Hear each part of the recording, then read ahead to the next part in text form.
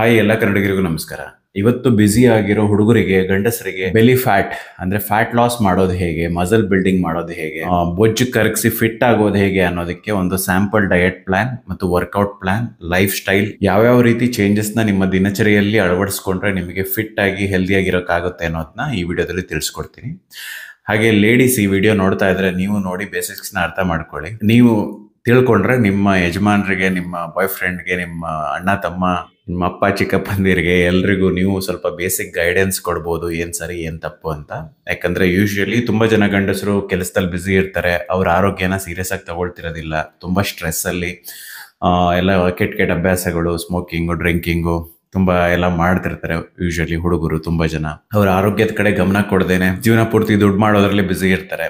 ಆ ರೀತಿ ಬ್ಯುಸಿ ಇರೋರಿಗೆ ಯಾವ ತರ ಒಂದು ಆಹಾರ ಕ್ರಮ, ವ್ಯಾಯಾಮ ಇದನ್ನೆಲ್ಲ ಅವ್ರ ಲೈಫ್ ಸ್ಟೈಲಲ್ಲಿ ಅಳವಡಿಸ್ಕೊಡ್ಬೋದು. ಮಿನಿಮಮ್ ಆಗಿ ಬರೇ ಒಂದು 3 ಅವರ್ ವಾರದಲ್ಲಿ ವರ್ಕೌಟ್ ಮಾಡಿ ಹೇಗೆ ಫಿಟ್ ಆಗೋದು, ಹಾಗೆ ಜಾಸ್ತಿ ಡಯಟು ಇದೆಲ್ಲ ಯೋಚನೆ ಮಾಡೋದಕ್ಕೆ ಟೈಮ್ ಇಲ್ಲ. ಸಿಂಪಲ್ ಸಿದ್ಧಾಂತಗಳು, ಬೇಸಿಕ್ ಪ್ರಿನ್ಸಿಪಲ್ಸ್ನ ಅಳವಡಿಸ್ಕೊಂಡು ಹೇಗೆ ಚೇಂಜ್ ಆಗೋದು ಅನ್ನೋದನ್ನ ಈ ವಿಡಿಯೋದಲ್ಲಿ ತಿಳಿಸ್ಕೊಡ್ತೀನಿ. ಈ ವಿಡಿಯೋನ ಕೊನೆ ತನಕ ನೋಡಿ. ಹಾಗೆ ನೀವು ನನ್ನ ಚಾನಲ್ಗೆ ಹೊಸಬ್ರಾಗಿದ್ದರೆ ಸಬ್ಸ್ಕ್ರೈಬ್ ಮಾಡಿ. ನನ್ನ ಚಾನಲಲ್ಲಿ ಹೆಲ್ತ್ ಆ್ಯಂಡ್ ಫಿಟ್ನೆಸ್ ಬಗ್ಗೆ ವಿವರಗಳನ್ನ ರೆಗ್ಯುಲರ್ ಆಗಿ ಪೋಸ್ಟ್ ಮಾಡ್ತಾ ಇರ್ತೀನಿ. ಈಗ ಮೊದಲನೇದಾಗಿ ಬೇರೆ ಬೇರೆ ರೀತಿ ವ್ಯಕ್ತಿಗಳಿಗೆ ಬೇರೆ ಬೇರೆ ರೀತಿ ಗುರಿ ಇರುತ್ತೆ. ಕೆಲವೊಬ್ರು ಸಣ್ಣ ಇರ್ತಾರೆ, ಮಸಲ್ ಬಿಲ್ಡ್ ಮಾಡಿ ಬಲ್ಕ್ ಆಗ್ಬೇಕು ಅಂತಿರ್ತಾರೆ. ಕೆಲವೊಬ್ರು ದಪ್ಪ ಇರ್ತಾರೆ, ಅಂದ್ರೆ 80 kg, 90 kg, 100 kg, 100+ kg ಎಲ್ಲ ಇರ್ತಾರೆ. ಅವರಿಗೆ ಬೊಜ್ಜು ಕರಗಿಸಿ ನಾನು ಒಂದು decent body, normal average fit ಆಗಿದ್ರೆ ಸಾಕು ಅನ್ನೋ ಥರನೂ ಗುರಿ ಇಟ್ಕೊಂಡಿರ್ತಾರೆ. ಹುಡುಗರಾಗಿದ್ದು ನಿಮಗೆ ಮಸಲ್ ಬಿಲ್ಡ್ ಮಾಡಬೇಕು, 6 ಪ್ಯಾಕ್ ಮಾಡಬೇಕು ಅನ್ನೋ ಥರ ಆಸೆಗಳಿದ್ರೆ ನಾನು ಒಂದು ಬೇರೆ ವಿಡಿಯೋ ಮಾಡಿದ್ದೀನಿ, ನನ್ನ ಯೂಟ್ಯೂಬ್ ಚಾನಲಲ್ಲಿ ಇದೆ, ಹೌ ಟು ಗೆಟ್ 6 ಪ್ಯಾಕ್ ಅನ್ನೋ ಥರ. ಅದರಲ್ಲೂ ಸ್ಯಾಂಪಲ್ ಡಯಟ್ ಎಲ್ಲ ಇದೆ. ಆ ವಿಡಿಯೋನ ಕಂಪ್ಲೀಟಾಗಿ ನೋಡಿ, ಏನು ಸರಿ ಏನು ತಪ್ಪು ತುಂಬ ಡೀಟೇಲ್ಡಾಗಿ ಎಕ್ಸ್ಪ್ಲೇನ್ ಮಾಡಿದ್ದೀನಿ ಆ ವಿಡಿಯೋದಲ್ಲಿ. ಒಂದು ಸ್ಯಾಂಪಲ್ ಟ್ರಾನ್ಸ್ಫಾರ್ಮೇಷನ್ ಎಕ್ಸ್ಪ್ಲೇನ್ ಮಾಡ್ತಾ ಆ ವಿಡಿಯೋ ನೋಡಿದ್ರೆ ನಿಮ್ಗೆ ಅರ್ಥ ಆಗುತ್ತೆ.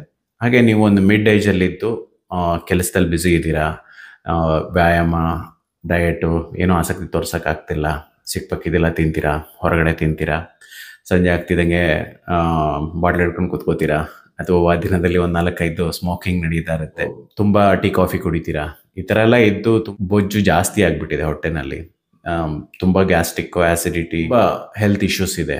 ಈ ಥರ ಎಲ್ಲ ಇದ್ರೆ ನಿಮಗೆ ಈ ವಿಡಿಯೋ. ಸೊ ಮೊದಲನೇದಾಗಿ ನೀವು ಫೋಕಸ್ ಮಾಡಬೇಕಾಗಿರೋದು ನಿಮ್ಮ ಹೊಟ್ಟೆ ಸುತ್ತಳತೆ. ಒಂದು ಅಂದಾಜು ಒಂದು 90 ಸೆಂಟಿಮೀಟರ್ ಮೇಲ್ಗಡೆ ಇದೆ ಅಂತ ಅನ್ಕೊಳ್ಳಿ.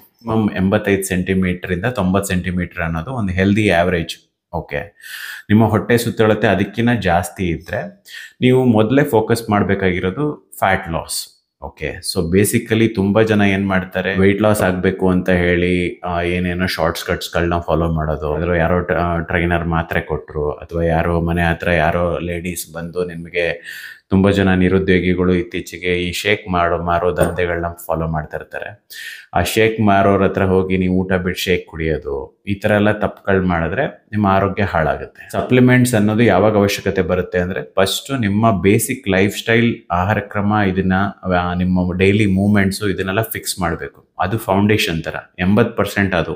ಸಪ್ಲಿಮೆಂಟ್ಸ್ ಅನ್ನೋದು ಒಂದು 20%. ಈಗ ನಾನು ನಿಮಗೆ ಈ ವಿಡಿಯೋದಲ್ಲಿ ಹೇಳ್ಕೊಡ್ತಿರೋದು ಒಂದು 80-20 ಲೈಫ್ ಸ್ಟೈಲ್ ಅನ್ನೋ ಥರ. ಒಂದು 80% ಒಳ್ಳೊಳ್ಳೆ ಆಹಾರಗಳನ್ನ ತಗೊಳ್ಳಿ. ಹಾಗೆ ಒಂದು 20% ಸ್ವಲ್ಪ ಹೆಚ್ಚು ಕಡಿಮೆ ಆದರೂ ಪರವಾಗಿಲ್ಲ. ಬಿಕಾಸ್ ಏನಕ್ಕೆ ಅಂದರೆ, ನೀವು ಬ್ಯುಸಿ ಪರ್ಸನ್ ಆಗಿದ್ರೆ, ಈಗ ಹೊರಗಡೆ ಎಲ್ಲೋ ತಿಂತಿದ್ದೀರ ಅಂದರೆ ನಿಮಗೆ ಬೇಕಾಗಿರೋದೆಲ್ಲ ಪ್ರಾಬಬ್ಲಿ ಸಿಗೋದಿಲ್ಲ. ಸೊ ಅಂಥ ಟೈಮ್ಗಳಲ್ಲಿ ಕ್ಲೀನಾಗಿರೋ ಫುಡ್ ತಿನ್ನಿ, ಅನ್ಹೆಲ್ದಿ ಫುಡ್ ತಿಂದಿರೋದಕ್ಕಿಂತ ಆ ಥರ. ಹಾಗೆ ಸಪ್ಲಿಮೆಂಟ್ಸು ಕೂಡ ನೀವು ತೊಗೊಳ್ಳೇಬೇಕು ಅನ್ನೋ ಆಸೆ ಇದ್ದರೆ ಆ 20% ಇದನ್ನ ಅಳವಡಿಸ್ಕೋಬೋದು. ಹಂಗಂತ ನೀವು 2 ಹೊತ್ತು ಊಟ ಬಿಟ್ಟು ಏನೇನೋ ಶೇಕ್ ಕುಡಿಯೋದು ಈ ಥರ ಎಲ್ಲ ಮಾಡಿದ್ರೆ ನಿಜವಾಗ್ಲೂ ಆರೋಗ್ಯ ಹಾಳು ಮಾಡ್ಕೋತೀರಾ. ಮುಂದೆ ಮಕ್ಕಳು ಮಾಡೋದಕ್ಕೆ ನಿಮ್ಗೆ ಪ್ರಾಬ್ಲಮ್ ಆಗ್ಬೋದು, ಸೆಕ್ಷುವಲ್ ಲೈಫಲ್ಲಿ ನಿಮಗೆ ಎಫೆಕ್ಟ್ ಆಗ್ಬೋದು, ಈ ಫ್ಯೂಚರಲ್ಲಿ ಜಾಸ್ತಿ ಹೇರ್ ಲಾಸು, ಲೂಸ್ ಸ್ಕಿನ್ನು, ಈ ರೀತಿ ಎಲ್ಲ ತೊಂದರೆಗಳಾಗ್ಬೋದು. ಸೊ ಆ ರೀತಿ ಯಾವುದು ಶಾರ್ಟ್ ಕಟ್ಗಳನ್ನ ಫಾಲೋ ಮಾಡಬೇಡಿ. ಸಪ್ಲಿಮೆಂಟ್ಸ್ ಬಗ್ಗೆನೂ ಈ ವಿಡಿಯೋದ ಕೊನೆಯಲ್ಲಿ ಒಂದಿಷ್ಟು ಗೈಡೆನ್ಸ್ ಕೊಡ್ತೀನಿ. ಕೆಲವೊಬ್ರು ಹುಡುಗರು ನಮ್ಗೆ ಮೆಸೇಜ್ ಹಾಕಾಗ ಹೆಂಗಿರುತ್ತೆ ಅಂದರೆ, ನನಗೆ ಮದುವೆ ಇದೆ, 1 ತಿಂಗಳಲ್ಲಿ ನಾನು 10 kg ಕಡಿಮೆ ಮಾಡಬೇಕು ಈ ರೀತಿ, ಅಥವಾ ನನಗೇನೋ ಇವೆಂಟ್ ಇದೆ, 1 ತಿಂಗಳಲ್ಲಿ ನಾನು 15 kg ಕಡಿಮೆ ಮಾಡಬೇಕು, ಆ ರೀತಿ ಎಲ್ಲ ಒಂದೊಂದು ತಪ್ಪು ಮೆಸೇಜ್ಗಳನ್ನ ಹಾಕ್ತಿರ್ತಾರೆ. ಅಂಥವ್ರನ್ನ ನಾನು ಎಂಟರ್ಟೈನ್ ಮಾಡಲ್ಲ, ಬಟ್ ಹೇಳ್ತಿದ್ದೀನಿ. ಯಾಕಂದರೆ ಹುಡುಗರಿಗೆ ಪೇಷನ್ಸ್ ಇರಲ್ಲ ಎಲ್ಲ ನೋಡಿ ಅರ್ಥ ಮಾಡ್ಕೊಂಡು ಮಾಡೋದಕ್ಕೆ. ಅದು ರಾಂಗ್ ಮೆಥಡ್. ನೀವೇನು ಟಾರ್ಗೆಟ್ ಮಾಡಬೇಕು ಅಂದರೆ, ವಾರದಲ್ಲಿ 1 kg, ಅಂದರೆ ಈಗ ಒಬ್ಬ 100 kg ಇರೋ ವ್ಯಕ್ತಿ ವಾರದಲ್ಲಿ 1 kg ಕಡಿಮೆ ಆಗ್ತಾ ಇದ್ರೆ ಅವನಿಗೆ ಅದು ಡಿಸೆಂಟ್ ವೆಯ್ಟ್ ಲಾಸು. ಅದೇ ಒಬ್ಬ 80 kg ಇರೋ ವ್ಯಕ್ತಿಗೆ ವಾರದಲ್ಲಿ 800 ಗ್ರಾಮ್ ಕಡಿಮೆ ಆದರೂ ಕೂಡ ಅದು ಒಳ್ಳೆ ಡಿಸೆಂಟ್ ವೆಯ್ಟ್. ನೀವು ಅರ್ಧ kg ವೀಕ್ಲಿ ಕಡಿಮೆ ಆದ್ರೂ ಪರವಾಗಿಲ್ಲ, ಎಲ್ಲ ತಿನ್ಕೊಂಡು ನೀವು ಒಂದು ಅರ್ಧ kg ವೀಕ್ಲಿ ಕಡಿಮೆ ಮಾಡ್ತಿದ್ದೀರಾ ಅಂದ್ರೆ ಕೂಡ ಅದು ಜಾಸ್ತಿ ದಿನ ಉಳಿಸ್ಕೊಂಡು ಹೋಗೋಕ್ಕಾಗತ್ತೆ, ಚೆನ್ನಾಗಿ ತಿಂದು ವ್ಯಾಯಾಮ ಮಾಡಿ ವೆಯ್ಟ್ ಲಾಸ್ ಮಾಡ್ತಾ ಇದ್ದಾರೆ. ಆ ಥರ ಟಾರ್ಗೆಟ್ ಇಟ್ಕೊಳ್ಳಿ. ಹುಡುಗರ ಬಾಡಿ ಜನರಲಿ ತುಂಬಾ ಚೆನ್ನಾಗಿ ಫಾಸ್ಟ್ ಆಗಿ ರೆಸ್ಪಾಂಡ್ ಆಗುತ್ತೆ. ಕೆಲವೊಬ್ಬರಿಗೆ ಥೈರಾಯ್ಡ್ ಇಶ್ಯೂಸು ಅಥವಾ ಹಾರ್ಮೋನ್ ಅಂದ್ರೆ ಡಯಾಬಿಟೀಸು ಈ ಥರ ಎಲ್ಲ ಇದ್ದಾಗ ಸ್ವಲ್ಪ ಅಂಥವ್ರಿಗೆ ಕೆಲವು ಬಾಡಿ ಸ್ವಲ್ಪ ಸ್ಲೋ ರೆಸ್ಪಾನ್ಸ್ ಇರುತ್ತೆ, ಬಟ್ ಎಲ್ರಿಗೂ ಆ ಥರ ಇರೋದಿಲ್ಲ. ಹಾಗೆ ಹುಡುಗರಲ್ಲಿ ಮೇಜರ್ ಆಗಿ ಕಂಡುಬರುವಂತಹ problem fatty liver, uric acid, high cholesterol, ಇದು ಮೇಜರ್ ಪ್ರಾಬ್ಲಮ್ಸು. ಈ 3 ಸಮಸ್ಯೆಗಳಿಗೆ ಬೇರೆ ಬೇರೆ ವಿಡಿಯೋಗಳು ಮಾಡಿದ್ದೀನಿ. ಆ 3 ವಿಡಿಯೋಗಳನ್ನ ನೋಡ್ಕೊಳ್ಳಿ. ನಿಮಗೆ ಈ ಥರ ಯಾವುದಾದ್ರೂ ಒಂದು ಸಮಸ್ಯೆ ಇದ್ದರೆ ಆ 3 ವಿಡಿಯೋ ಡೀಟೇಲ್ಡ್ ವಿಡಿಯೋ ಇದೆ, ತಾಳ್ಮೆಯಿಂದ ನೋಡಿ ಅರ್ಥ ಮಾಡಿಕೊಂಡು ಅದರಲ್ಲಿ ಹೇಳಿರುವಂತಹ ಟಿಪ್ಸ್ಗಳನ್ನ ಫಾಲೋ ಮಾಡಿ. So coming to the main chapter, belly fat loss ಮಾಡೋದಕ್ಕೆ ವ್ಯಾಯಾಮ ಯಾವ ಥರ ಮಾಡೋಣ ಅಂತ. ಈಗ ಅಸ್ಯೂಮ್ ಮಾಡ್ಕೊಳ್ಳೋಣ ನಿಮಗೆ ಏನು ಎಕ್ಸ್ಪೀರಿಯನ್ಸ್ ಇಲ್ಲ ಅಂದರೆ ಸಿಂಪಲ್ ಆಗಿ ಸ್ಟಾರ್ಟ್ ಮಾಡ್ತಾ ಒಂದು ಸ್ವಲ್ಪ ವಾಕಿಂಗು ಆ ಥರ ಸ್ಟಾರ್ಟ್ ಮಾಡ್ಕೋಬೋದು. ಅದರ ನಂತರ ಬೇಕಿದ್ರೆ ಸ್ವಲ್ಪ ಸೂರ್ಯ ನಮಸ್ಕಾರ, ಬಾಡಿ ವೆಯ್ಟ್ ಯೋಗ ಥರ ಮನೆಯಲ್ಲೇ ಮಾಡ್ತೀರಾ ಅಂದರೆ ಆ ಥರ ಮಾಡ್ಕೋಬೋದು. ಇಲ್ಲ ನನಗೆ ಜಿಮ್ಗೆ ಹೋಗೋದಕ್ಕೆ ಅಭ್ಯಂತರ ಇಲ್ಲ, ಜಿಮ್ಗೆ ಹೋಗೋಕ್ಕೆ ಫೆಸಿಲಿಟಿ ಇದೆ ಅಂದರೆ ನೀವು ಜಿಮ್ಗೂ ಕೂಡ ಹೋಗ್ಬೋದು. ಜಿಮ್ಗೆ ಹೋಗಿ ಬೇಸಿಕ್, ನೀವು ತುಂಬ ಜನ ಓವರ್ ಕಾಂಪ್ಲಿಕೇಟ್ ಮಾಡ್ಕೋತಾರೆ. ಎಕ್ಸಸೈಸ್ ಅಂದರೆ ತುಂಬ ಜಾಸ್ತಿ ಎಕ್ಸಸೈಸ್ ಇದೆ ಅಂತ ಅನ್ಕೋತಾರೆ. ಒಂದು ಬೇಸಿಕ್ 20 ಮೂಮೆಂಟ್ಸ್ ಇರುತ್ತೆ, ಅದನ್ನು ಕರೆಕ್ಟಾಗಿ ಕಲಿತು ವೀಕ್ಲಿ 10% ವೆಯ್ಟ್ ಇನ್ಕ್ರೀಸ್ ಮಾಡೋದು, ಅಥವಾ ರೆಸಿಸ್ಟೆನ್ಸ್ ಅಂದರೆ ನೀವೇನು ಮಾಡ್ತಿದ್ದೀರಾ ಎಕ್ಸಸೈಸು ಅದರ ಫ್ರೀಕ್ವೆನ್ಸಿನ ಇಂಪ್ರೂವ್ ಮಾಡ್ಕೊಳ್ಳೋದು. ಫಾರ್ ಎಕ್ಸಾಂಪಲ್, ನಾನು ನಿಮಗೆ ಈ ವಿಡಿಯೋದಲ್ಲಿ ಹೇಳ್ತಿರೋದು ತುಂಬ ಬ್ಯುಸಿ ಇರೋರಿಗೆ ಈಸಿ ಮೆಥಡ್ ಅಂದರೆ ಪುಷ್ ಪುಲ್ ಲೆಗ್ ರುಟೀನ್ ಅಂತ ಹೇಳ್ತಾರೆ. ಪುಷ್ ಪುಲ್ ಲೆಗ್ ಏನು ಅಂದರೆ ಒಂದಿನ ಪುಷ್ ಮಾಡುವಂತಹ ಮೂಮೆಂಟ್ಸು, ಒಂದಿನ ಪುಲ್ ಮಾಡುವಂತಹ ಮೂಮೆಂಟ್ಸು, ಒಂದಿನ ಲೆಗ್ಸ್ ವರ್ಕೌಟು. ಓಕೆ, ತುಂಬ ಬ್ಯುಸಿ ಇದ್ದೀರಾ ಅಂದರೆ ಒಂದಿನ ಪುಷ್ ಮೂಮೆಂಟ್ಸು, ಒಂದಿನ ಬ್ರೇಕ್ ಕೊಡಿ, ಒಂದಿನ ಪುಲ್ ಮೂಮೆಂಟ್ ಮಾಡಿ, ಒಂದಿನ ಬ್ರೇಕ್ ಕೊಡಿ, ಒಂದಿನ ಲೆಗ್ ಮೂಮೆಂಟ್ ಮಾಡಿ, ಒಂದಿನ ಬ್ರೇಕ್ ಕೊಡಿ. ಇನ್ನು ಜಾಸ್ತಿ ದಿನ ಡೆಡಿಕೇಟ್ ಮಾಡೋಕ್ಕಾಗುತ್ತೆ ಅಂದರೆ ಪುಷ್ ಪುಲ್ ಲೆಗ್ ಅನ್ನೋ ವರ್ಕೌಟ್ ಮಾಡಿ, ಒಂದಿನ ರೆಸ್ಟ್ ಕೊಡಿ, ಮತ್ತೆ ಅದನ್ನೇ ರಿಪೀಟ್ ಮಾಡಿ ಪುಷ್ ಪುಲ್ ಲೆಗ್ ಅನ್ನೋದನ್ನ. ಓಕೆ, ಅಂದರೆ ಜಿಮ್ಮಲ್ಲಿ ಮಾಡ್ತಾ ಇದ್ದಾರೆ. ಮನೆಯಲ್ಲಿ ಮಾಡ್ತಿರೋರಿಗೆ ಒಂದಿಷ್ಟು ಸ್ಟ್ರೆಂತ್ ಬೇಸ್ಡ್ ವರ್ಕೌಟ್ಗಳನ್ನ ನಿಮ್ಮ ದೇಹದ ಭಾರ ಉಪಯೋಗಿಸಿ ಮಾಡುವಂತಹ ವ್ಯಾಯಾಮಗಳು ಅಂದರೆ ಸ್ಕ್ವಾಟ್ಸು, ಬರ್ಫೀಸು, ಸೂರ್ಯ ನಮಸ್ಕಾರ, ಪುಷಪ್ಸು, ಜೊತೆಯಲ್ಲಿ ಒಂದು ಡೈಲಿ 5,000 to 10,000 ಸ್ಟೆಪ್ಸು ವಾಕಿಂಗು. ಇಷ್ಟಾದರೂ ಮಾಡಿದ್ರೆ ನಿಮಗೆ ಒಂದು ಡೀಸೆಂಟ್ ಪ್ರೋಗ್ರೆಸ್ ಅಂತ ಆಗುತ್ತೆ. ಎಲ್ಲದ್ರದ್ದು ಸ್ಕ್ರೀನ್ಶಾಟ್ ಇಲ್ಲಿ ಹಾಕಿರ್ತೀನಿ, ನೀವು ಸ್ಕ್ರೀನ್ಶಾಟ್ ತಕ್ಕೊಳ್ಳಿ ಒಂದು ಸ್ಯಾಂಪಲ್ಸ್ ಥರ. ನೆಕ್ಸ್ಟ್ ಬಂದು ಡಯಟ್, ಆಹಾರ ಕ್ರಮದಲ್ಲಿ ನೀವು ಫೋಕಸ್ ಮಾಡಬೇಕಾಗಿರೋದು. ಅಲ್ಲಿ ನೋಡಿದೆ ಇಲ್ಲಿ ನೋಡಿದೆ, ಅವ್ನ ಡಯಟ್ ಕೊಟ್ಟು ಅವ್ನು ಬೇರೆ ಒಂದು ಡಯಟ್ ಫಾಲೋ ಮಾಡೋದು, ಅವ್ರ ಡಯಟ್ ಫಾಲೋ ಮಾಡೋದು ಎಲ್ಲದಕ್ಕಿಂತ ಇಂಪಾರ್ಟೆಂಟು ನಿಮ್ಮ ದೇಹಕ್ಕೆ ಎಷ್ಟು ಕ್ಯಾಲರೀಸ್ ಬೇಕು ಅಂತ ಒಂದು ಕ್ಯಾಲ್ಕುಲೇಷನ್ ತಿಳ್ಕೊಳ್ಳಿ.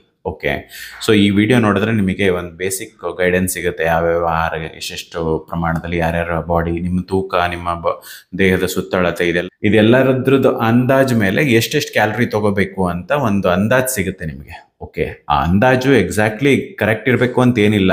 ಓಕೆ, ನಿಮಗೆ ಫಾರ್ ಎಕ್ಸಾಂಪಲ್ ನಾನು ಏನು ಹೇಳಿದೆ, ವಾರಕ್ಕೆ 1 kg ಥರ ಅಥವಾ ವಾರಕ್ಕೆ 1% ಆಫ್ ಬಾಡಿ ವೆಯ್ಟ್ ಥರ ನೀವು ಟಾರ್ಗೆಟ್ ಇಟ್ಕೊಂಡಿದ್ರೆ, ಅದಕ್ಕಿಂತ ಜಾಸ್ತಿ ವೆಯ್ಟ್ ಲಾಸ್ ಆಗ್ತಿದೆ ಅಂದರೆ ಸ್ವಲ್ಪ ಜಾಸ್ತಿ ತಿನ್ನಿ, ಅದಕ್ಕಿಂತ ಕಡಿಮೆ ವೆಯ್ಟ್ ಲಾಸ್ ಆಗ್ತಿದೆ ಅಂದರೆ ಸ್ವಲ್ಪ ಇನ್ನು ಕ್ಯಾಲರಿನ ಕಡಿಮೆ ಮಾಡಬೇಕಾಗುತ್ತೆ. ಓಕೆ, ಸೊ ಡಯಟ್ ಪ್ಲಾನಲ್ಲಿ ಬಹಳ ಮುಖ್ಯವಾಗಿ ಬೇಕಾಗಿರೋದು ಪ್ರತಿಯೊಂದು ಆಹಾರದಲ್ಲೂ ಒಂದು ಮಿನಿಮಮ್ 25 to 30 ಗ್ರಾಮ್ ಅಷ್ಟು ಪ್ರೋಟೀನ್ ಬರುವಂತಹ ಆಹಾರಗಳನ್ನ ತಗೋಬೇಕು ನೀವು. ಓಕೆ, ಅದು ನೀವು ವೆಜಿಟೇರಿಯನ್ ಆಗಿದ್ರೆ ಪನ್ನೀರು, ಕಾಳುಗಳು, ಬೇಳೆಗಳು ಈ ಥರ ಫುಡಲ್ಲಿ ಸಿಗುತ್ತೆ. ಇನ್ನು ನಾನ್ ವೆಜಿಟೇರಿಯನ್ಗಳಿಗೆ ಚಿಕನ್, ಫಿಶ್, ಎಗ್ ಈ ಥರ ಆಹಾರಗಳಲ್ಲಿ ಸಿಗುತ್ತೆ. ಪ್ರೋಟೀನ್ ಪ್ರತಿಯೊಂದು ಆಹಾರದಲ್ಲೂ ಇದ್ದರೆ ಬ್ರೇಕ್ಫಾಸ್ಟ್, ಲಂಚ್, ಡಿನ್ನರ್ ಅಂತ ನಿಮಗೆ ಅವಾಗ ಹೊಟ್ಟೆ ಹಸು ಕಡಿಮೆ ಇರುತ್ತೆ, ಅದು ಇದು ತಿನ್ನಬೇಕು ಅಂತ ಅನ್ಸಲ್ಲ. ಓಕೆ, ಅದ್ರ ಜೊತೆ ನೀವು ಬೇಕಾದರೆ ರೈಸು, ರಾಗಿ, ಜೋಳ, ಗ್ಲೂಟೆನ್ ಅಲರ್ಜಿ ಇಲ್ಲ ಅಂದರೆ ಚಪಾತಿ ತೊಗೋಬೋದು. ಏನಾದರೂ ಹೊಟ್ಟೆ ಸಮಸ್ಯೆ, IBS ಈ ಥರ ಏನಾದರೂ ಇದ್ದರೆ ಜನರಲಿ ಚಪಾತಿನ ಸ್ಕಿಪ್ ಮಾಡಬೇಕಾಗುತ್ತೆ, ಇಲ್ಲ ಅಂದರೆ ತಗೋಬೋದು ಆ ಥರ. ಓಕೆ, ಸೊ ನಿಮಗೆ ಏನಾದರೂ ಫ್ಯಾಟಿ ಲಿವರು, ಯೂರಿಕ್ ಆ್ಯಸಿಡ್ ಸಮಸ್ಯೆ ಅಂದರೆ ತುಂಬ ಹಾಳು ಮೂಳು ತಿಂದು ಬಾಡಿನ ಹಾಳು ಮಾಡ್ಕೊಂಡಿದ್ರೆ ನೀವು ಒಂದು ಆ್ಯಂಟಿ ಇನ್ಫ್ಲಮೇಟರಿ ಡ್ರಿಂಕ್ ಅಂತ ನನ್ನ ಯೂಟ್ಯೂಬ್ನಲ್ಲಿ ಒಂದು ವಿಡಿಯೋ ಇದೆ, ಅದನ್ನು ಒಂದು 2 ವಾರ ಫಾಲೋ ಮಾಡಿ. ಸ್ವಲ್ಪ ಅಂದರೆ ಅದು ಹೆಲ್ಪ್ ಆಗುತ್ತೆ ನಿಮಗೆ. ಸೊ ಅದನ್ನು ಮಾರ್ನಿಂಗಲ್ಲಿ ಫಸ್ಟ್ ಕುಡಿದು ಆಮೇಲೆ ಈ ರೀತಿ ಬ್ಯಾಲೆನ್ಸ್ ಮೀಲ್ಗಳನ್ನ ನೀವು ಫಾಲೋ ಮಾಡ್ಬೋದು, ಇಲ್ಲಿ ಸ್ಕ್ರೀನ್ಶಾಟಲ್ಲಿ ಕೊಟ್ಟಿರೋ ಥರ. ಓಕೆ, ಅದನ್ನು ನಿಮ್ಮ ಬಾಡಿಗೆ ಎಷ್ಟು ಕ್ಯಾಲರೀಸ್ ಬೇಕು ಅಂತ ಎಸ್ಟಿಮೇಷನ್ ಕ್ಯಾಲರೀಸ್ ಕೌಂಟ್ ಮಾಡಿ ತೊಗೊಂಡ್ರೆ ತುಂಬ ಹೆಲ್ಪ್ಫುಲ್ ಆಗಿರುತ್ತೆ. ಈಗ ಒಬ್ಬೊಬ್ಬರು ವಿಡಿಯೋ ನೋಡೋರು ಒಂದೊಂದು ತೂಕದಲ್ಲಿ, ಒಂದೊಂದು ಗಾತ್ರದಲ್ಲಿ ಇರ್ತಾರೆ. ಸೊ ನಾನು ಎಕ್ಸಾಕ್ಟ್ಲಿ ಎಷ್ಟು ಕ್ಯಾಲರಿ ಅಂತ ಹೇಳಕ್ಕೆ ಸಾಧ್ಯ ಇಲ್ಲ. ಫಾರ್ ಎಕ್ಸಾಂಪಲ್, ಒಂದು 2,000 ಕ್ಯಾಲರಿ ಡಯಟ್ ಸ್ಟಾರ್ಟ್ ಮಾಡ್ತೀರಾ ಅಂದರೆ, ಫಾರ್ ಎಕ್ಸಾಂಪಲ್ ಬೆಳಗ್ಗೆ ಹೊತ್ತು ಎಗ್ಗು, ಪೆಸರಟ್ಟು ಈ ಥರ ಆಹಾರಗಳನ್ನ ತಗೋಬೋದು. ಆಮೇಲೆ ಮಧ್ಯಾಹ್ನ ಹೊತ್ತು ಈಗ ಈಗ ನಾರ್ತ್ ಕರ್ನಾಟಕದಲ್ಲಿರೋರು ಜೋಳದ ರೊಟ್ಟಿ ಕಾಳು ಜೊತೆ ಕಾಳುಗಳ ಸಾರು, ಅಥವಾ ಮಂಡ್ಯದಲ್ಲಿರೋರು ಮುದ್ದೆ ಜೊತೆ ಬಸ್ಸಾರು ಅಥವಾ ಯಾವ್ದಾದ್ರು ಕಾಳುಗಳ ಸಾರು, ಚಿಕನ್ ಸಾರು, ಫಿಶ್ ಸಾರು ಈ ಥರ.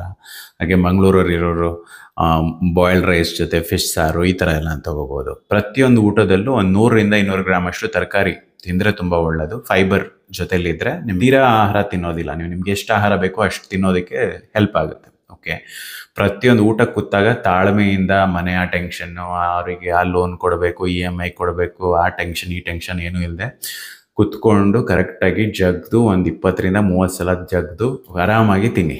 ಓಕೆ, ಬಿಕಾಸ್ ಏನಕ್ಕೆ ಅಂದರೆ ಇದೆಲ್ಲ ತುಂಬ ಇಂಪಾರ್ಟೆಂಟ್ ಆಗುತ್ತೆ. ಹುಡುಗರಿಗೆ ಕೆಲವೊಬ್ಬರಿಗೆ ತುಂಬ ಟೆನ್ಷನ್ಸ್ ಇರುತ್ತೆ, ತುಂಬ ಸ್ಟ್ರೆಸ್ಸಲ್ಲಿ ಇರ್ತಾರೆ ಕೆಲವೊಬ್ಬರು. ತುಂಬ ಜನರಿಗೆ ಹುಡುಗರಿಗೆ ಈಗ ಡಯಾಬಿಟಿಸ್ ಬಂತು, ಬ್ಲಡ್ ಪ್ರೆಷರ್ ಬಂತು ಅಂತೆಲ್ಲ ಕರೆಕ್ಟಾಗಿ ಅವ್ರ ಹತ್ರ ಕುತ್ಕೊಂಡು ಮಾತಾಡಿದ್ರೆ ಯೂಶ್ವಲಿ ಏನೋ ಒಂದು ಸ್ಟ್ರೆಸ್ ಇರುತ್ತೆ, ಅವರಿಗೆ ಸ್ಟ್ರೆಸ್ಸಿಂದ ಸಮಸ್ಯೆ ಬಂದಿರುತ್ತೆ. ಆ ಸ್ಟ್ರೆಸ್ಫುಲ್ ಸಿಚುವೇಶನ್ಸ್ ಎಲ್ಲ ಇದ್ದರೆ ನಿಮಗೆ ಅದರಿಂದ ಹೊರಗಡೆ ಬರೋದಕ್ಕೆ ಮೆಡಿಟೇಷನ್ ಈ ರೀತಿ ಹೆಲ್ಪ್ ಆಗುತ್ತೆ. ಮೆಡಿಟೇಷನ್ ಮಾಡೋದು, ಪ್ರಾಣಾಯಾಮ ಇದೆಲ್ಲ ಸ್ವಲ್ಪ ಹೆಲ್ಪ್ ಆಗುತ್ತೆ.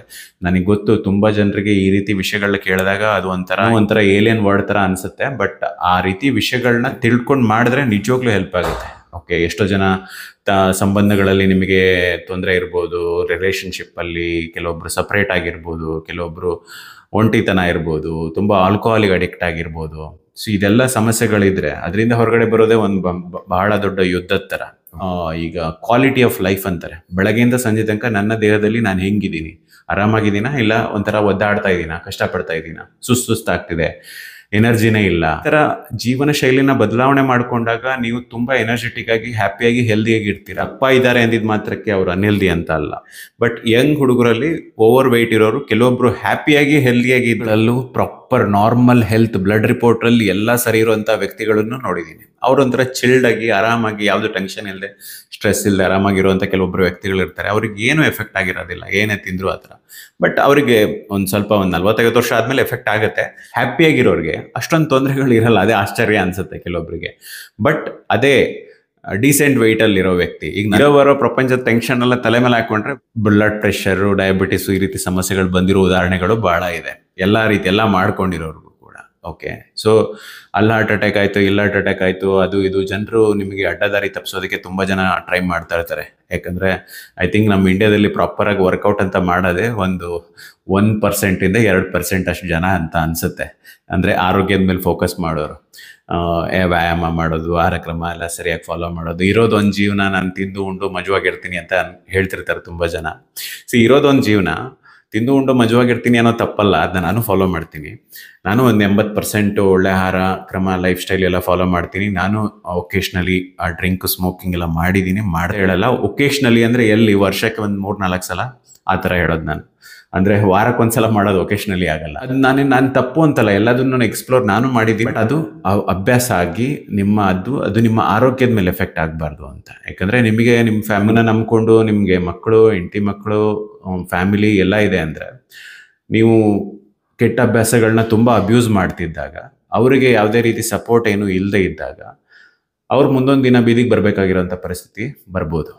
ಫ್ಯಾಮಿಲಿನ ಸೆಕ್ಯೂರ್ ಮಾಡಬೇಕು ಅಂದರೆ ಬರೀ ಆಸ್ತಿ ಮಾಡೋದು ಒಂದೇ ಅಲ್ಲ, ನಿಮ್ಮ ಆರೋಗ್ಯದ ಮೇಲೆ ಗಮನ ಕೊಡಬೇಕು. ತುಂಬ ಜನ ಹುಡುಗರು ಆರೋಗ್ಯದ ಮೇಲೆ ಅಷ್ಟೊಂದು ಆಸಕ್ತಿ ತೋರಿಸಲ್ಲ. ದಪ್ಪ ಇದ್ರೆ ಸಣ್ಣ ಆಗಬೇಕು, ಚೆನ್ನಾಗಿ ಕಾಣಬೇಕು ಅಂದ್ಕೊಳೋದು ಬೇರೆ, ಆರೋಗ್ಯದ ಬೇರೆ. ನಾನು ಇಲ್ಲಿ ಮುಖ್ಯವಾಗಿ ಆರೋಗ್ಯದ ಮೇಲೆ ಫೋಕಸ್ ಮಾಡಿ ಹೇಳ್ತಾ ಇದ್ದೀನಿ.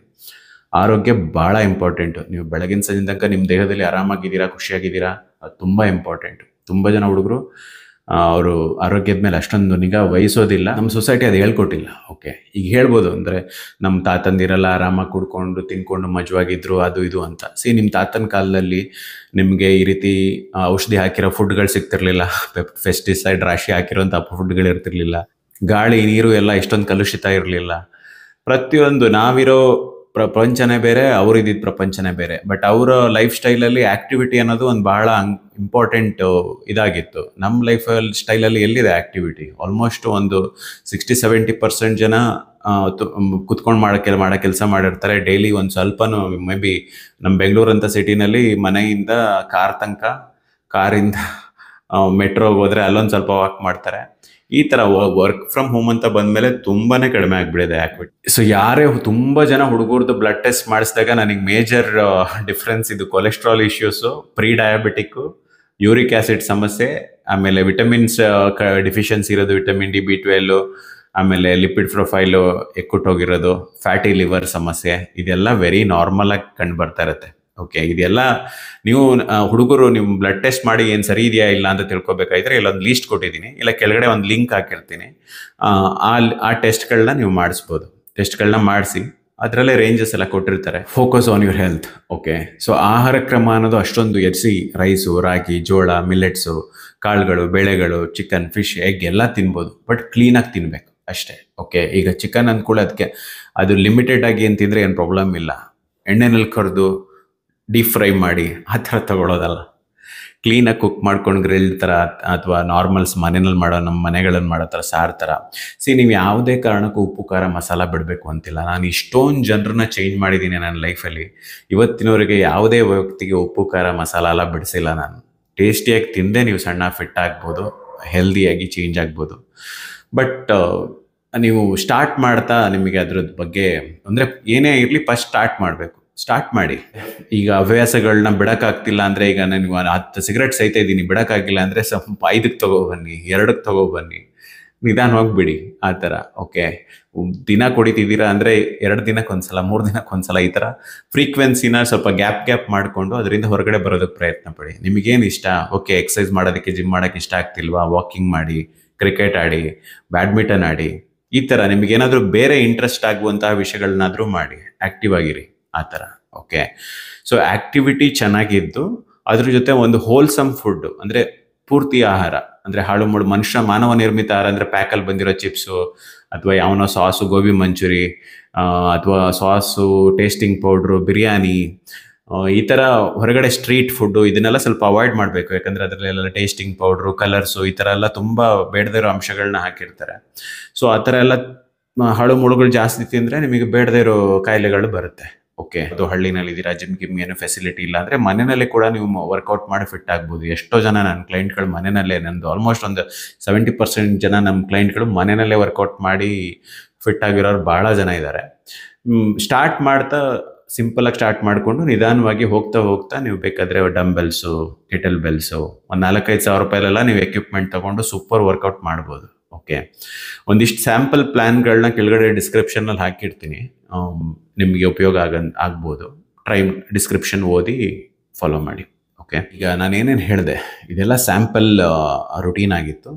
ನಿಮಗೆ ಪರ್ಸ್ನಲೈಸ್ಡ್ ಆಗಿ ನಿಮ್ಮ ಹೆಲ್ತ್ ಬೇಸ್ ಮೇಲೆ ನಿಮ್ಮ ತೂಕ, ನಿಮ್ಮ ಲೈಫ್ ಸ್ಟೈಲು, ನೀವು ಬೆಳಗ್ಗೆ ನೈಟ್ ಶಿಫ್ಟಲ್ಲಿ ಕೆಲಸ ಮಾಡ್ತಾಯಿದ್ರೆ, ಬೆಳಗ್ಗೆ ಕೆಲಸ ಮಾಡ್ತಾರೆ, ನಿಮ್ಮ ಕೆಲಸಕ್ಕೆ ಅನುಗುಣವಾಗಿ, ನಿಮ್ಮ ಆರೋಗ್ಯ ಸಮಸ್ಯೆಗಳಿಗೆ ಅನುಗುಣವಾಗಿ ನಿಮಗೆ ಡಯಟ್ ಚೇಂಜಸ್ ಮಾಡಬೇಕು. ಪ್ರಾಪರಾಗಿ ಡಯಟ್ ಹೇಗೆ ಮಾಡೋದು, ಎಲ್ಲ ಫುಡ್ಡನ್ನ ತಿನ್ಕೊಂಡು ಹೆಂಗೆ ಫ್ಯಾಟ್ ಲಾಸ್ ಮಾಡೋದು, ಜೊತೆಯಲ್ಲಿ ವ್ಯಾಯಾಮ ಮನೆಯಲ್ಲಾಗಲಿ ಜಿಮ್ನಲ್ಲಾಗಲಿ ಪ್ರೋಗ್ರಾಮ್ ಹಾಕ್ಕೊಟ್ಟು ಕೋಚಿಂಗ್ ನಾವು ಕೂಡ ಮಾಡ್ತೀವಿ. ಪರ್ಸ್ನಲೈಸ್ ಕೋಚಿಂಗ್ ಅಂತಾರೆ. ಅಂದರೆ ನಾವು ಪ್ರತಿಯೊಬ್ಬರಿಗೂ ಇಂಡಿವಿಜುವಲ್ ಆಗಿ ಕಾಲ್ ಮಾಡಿ ಡಯಟ್ ಪ್ಲ್ಯಾನು, ವರ್ಕೌಟ್ ಪ್ಲ್ಯಾನ್ ಎಲ್ಲ ಕೊಟ್ಟು ಅವರಿಗೆ ವಾರ ಕನ್ಸಲ್ಟ್ ಮಾಡಿ ಸರಿಯಾದ ದಾರಿನಲ್ಲಿ ನಡೆಸಿ ಕೋಚ್ ಮಾಡುವಂತಹ ಒಂದು ಪ್ರೋಗ್ರಾಮ್ ನಮ್ಮದು, diet and lifestyle coaching program ಅಂತ. ಅದಕ್ಕೆ ನಾನು ಕೋಚ್ ಮಾಡಿದ್ರೆ ಬೇರೆ ಪ್ರೈಸಸ್ ಇರುತ್ತೆ, ನನ್ನ ಟೀಮ್ ಅವ್ರು ಕೋಚ್ ಮಾಡಿದ್ರೆ ಬೇರೆ ಪ್ರೈಸಸ್ ಇರುತ್ತೆ. ನಿಮಗೆ ನಮ್ಮ ಪ್ರೋಗ್ರಾಮ್ನಲ್ಲಿ ಜಾಯ್ನ್ ಆಗಬೇಕು ಅನ್ನೋ ಆಸಕ್ತಿ ಇದ್ದರೆ ಈ ನಂಬರ್ಗೆ ಕಾಂಟ್ಯಾಕ್ಟ್ ಮಾಡಿ. ನಿಮ್ಮ ಹೆಸರು, ಹೈಟು, ವೆಯ್ಟು, ನಿಮ್ಮ ಬಗ್ಗೆ ಒಂದಿಷ್ಟು ಬೇಸಿಕ್ ಕ್ವೆಶನ್ಸ್ಗಳನ್ನ ಕೇಳಿರ್ತೀವಿ. ಅದಿಷ್ಟು ಕಳಿಸಿದ್ರೆ ನಮ್ಮ ಟೀಮಿಂದ ಒಬ್ಬರು ನಿಮಗೆ ಕಾಲ್ ಮಾಡಿ ಜಾಯಿನ್ ಮಾಡಿಸ್ಕೋತಾರೆ. ಸೊ ನಾವು ಪರ್ಸ್ನಲೈಸ್ ಕೋಚಿಂಗ್ ಮಾತ್ರ ಮಾಡೋದು, ಗ್ರೂಪ್ ಕ್ಲಾಸು, ಆನ್ಲೈನ್ ಕ್ಲಾಸು ಈ ಥರ ಎಲ್ಲ ಮಾಡಲ್ಲ. ಬಿಕಾಸ್ ನನಗೆ ಪರ್ಸ್ನಲ್ ಆಗಿ ಒಬ್ರು ಮಾಡಿದಾಗೆ ಜನ ಫಾಲೋ ಮಾಡ್ತಾರೆ ಅನ್ನೋ ಒಂದು ನಂಬಿಕೆ. ಅಂದರೆ ಬ್ರೇಕ್ಫಾಸ್ಟ್, ಲಂಚ್, ಡಿನ್ನರ್ ಈ ಥರ ಒಂದು 3 ಆಹಾರ ನಿಮ್ಮ ದೇಹದ ತಕ್ಕಕ್ಕೆ ಎಷ್ಟು ಕ್ವಾಂಟಿಟಿ ತಿನ್ನಬೇಕು, ಯಾವ ಟೈಮಲ್ಲಿ ತಿನ್ನಬೇಕು, ಯಾವುದ್ರ ಜೊತೆ ಏನು ತಿನ್ನಬೇಕು. ಹಾಗೆ ಆರೋಗ್ಯದ ಸಮಸ್ಯೆ ಏನಾದರೂ ಇದ್ದರೆ, ಈಗ ವಿಟಮಿನ್ ಡಿಫಿಷಿಯನ್ಸಿ ಇದ್ದರೆ ವಿಟಮಿನ್ ಡಿ, B12 ಈ ಥರ ಏನಾದರೂ ಇಟ್ಕೊಳ್ಳೋದು. ಅಥವಾ ಕೆಲವೊಬ್ಬರು ವೆಜಿಟೇರಿಯನ್ ಆಗಿದ್ದು ಅದು ತಿನ್ನಲ್ಲ ಈ ಥರ ತುಂಬ ರಿಸರ್ವೇಷನ್ ಇಟ್ಕೊಂಡಿರ್ತಾರೆ.